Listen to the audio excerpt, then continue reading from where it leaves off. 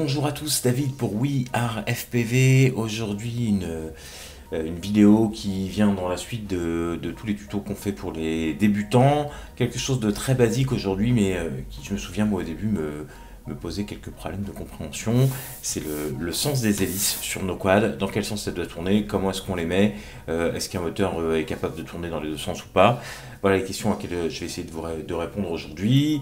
La première, évidemment, c'est dans quel sens, par défaut, est-ce que les hélices tournent. Alors si vous regardez un quad comme ça, avec l'avant ici, l'arrière là-haut, à l'avant et à l'arrière, ça tourne vers l'intérieur. Voilà, vers l'intérieur dans les deux sens, comme ça. Et là-haut, ça tourne aussi vers l'intérieur. Hop là. Donc ça, c'est le sens par défaut.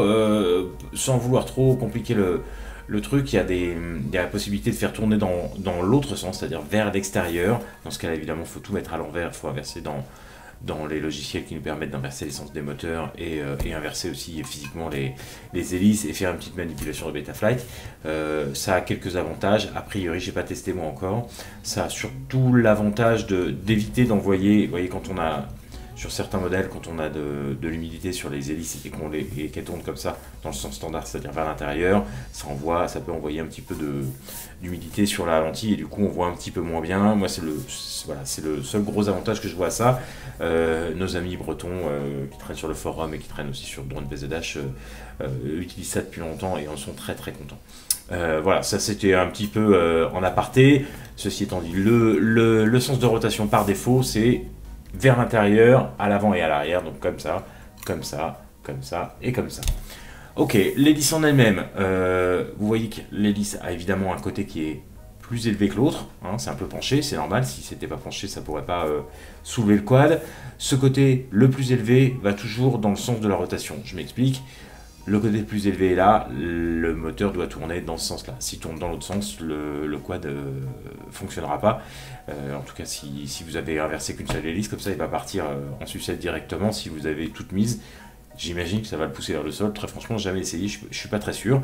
Mais le bon sens, c'est le côté le plus élevé vers l'avant de la marche, dans le sens de la marche. Donc, comme je vous ai dit, ça tourne dans ce sens-là, et donc le côté le plus élevé est de ce côté-là. Voilà. Pour ce qui est de la sens de rotation des moteurs, un moteur est capable de tourner dans un sens ou dans l'autre, ça pose pas de problème, même si on voit par exemple les IMAX qui nous vendent des moteurs avec un sens de rotation. En fait, c'est pas le sens de rotation du moteur qui change, c'est le sens du filetage de l'écrou. Avec les anciens écrous qui n'avaient pas ce petit, je sais pas si je vais pouvoir vous le montrer à l'image, mais hop, j'espère. Vous voyez au centre de l'écrou, il y a une petite partie je crois que c'est du nylon, je suis pas très sûr, si je me trompe, n'hésitez pas à le dire dans les commentaires, qui fait que le boulon se dévisse pas et du coup que le moteur tourne dans un sens ou dans l'autre, ça n'aura pas d'effet sur la façon sur le serrage du boulon. Avec les anciennes générations où il n'y avait pas ce petit bout de nylon dans le boulon, si vous mettiez pas le bon boulon, la rotation des hélices faisait que des fois le boulon se desserrait et partait et vous perdiez votre hélice en vol. Donc ça c'est plus le cas sur la plupart des moteurs, on trouve ces petits boulons là et du coup tous les moteurs tournent dans le même sens, mais on pourrait très bien inverser tous les moteurs et les faire tourner tous dans l'autre sens, ça poserait absolument aucun problème au moteur en lui-même. C'est vraiment une histoire de filetage de boulon. Voilà pour les bases. Encore une toute dernière chose, les hélices, celle-ci c'est du 5 pouces, donc il y a grossièrement deux mesures, hein, voire trois chiffres sur une hélice. Le premier c'est le diamètre de l'hélice, ici 5 pouces. Ensuite, vous avez le pas de l'hélice. Le pas, pour faire très très simple, c'est l'inclinaison de l'hélice. En fait, c'est la distance que parcourt l'hélice en un tour dans ce sens-là. Mais bon, pour faire simple, c'est l'inclinaison de l'hélice. Et le troisième, c'est le nombre de pales. Donc ça, par exemple, c'est du 5, 4 ou 45, 3. Donc 3 c'est le nombre de pales, 5 je vais dire c'est le diamètre et 45 c'est le pas. Donc 5, 45, 3, ça pourrait être du 5, 45, 2 ou 5, 4, 2, etc. Ça serait du 8 pales. Voilà pour ce petit tour d'horizon des hélices et de leur sens de rotation. J'espère que ça aura pu aider quelques débutants qui se posent des questions sur comment est-ce que je monte mes hélices.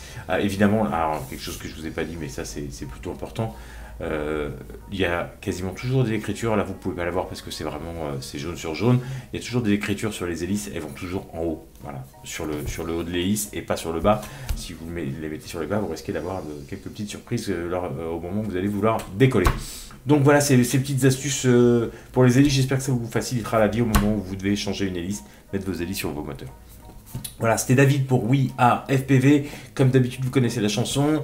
Un petit pouce vers le haut si vous avez aimé, un petit pouce vers le bas si vous n'avez pas aimé. Vous partagez sur les réseaux sociaux si vous en avez envie, pardon.